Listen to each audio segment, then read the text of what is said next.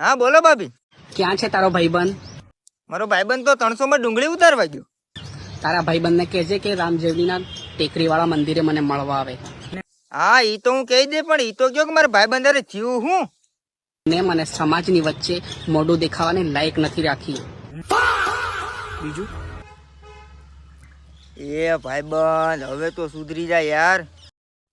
ભાભી એ બધી તો ઠીક, આ થયું ક્યારનું? પૂછી લો ને તમારા ભાઈબંધને કે એને શું કાંડ કર્યા છે મારી જોડે. ભાભી એક વાત પૂછું, એવડું મોટું તો શું કામ કરી નાખ્યું? એ તમારી આબરૂ કાઢી નાખી તે ગામ વચ્ચે. આ 3જો મહિનો જાય છે એના બાળકની હું માં બનવાની છું. 3જો મહિનો? એ પણ એના બાળકની માં બનવાનો છો? ઓ ભાઈબંધ આ બધું તારે નહોતું કરવાનું. મોકલજો રામજેવલીના મંદિરે, ટેકરી પર હું એની રાહ જોઈને બેઠી છું. એ ભાઈબંધ હવે તો સુધરી જાય યાર. લાણા આવડું મોટું કાંડ કરી નાખ્યું ઈ લગન પહેલા. અને આ વાત અત્યારની નથી, લોકડાઉનની વાત છે. ને તો તમારા ભાઈબંધ વિશે તમે પણ વચ્ચે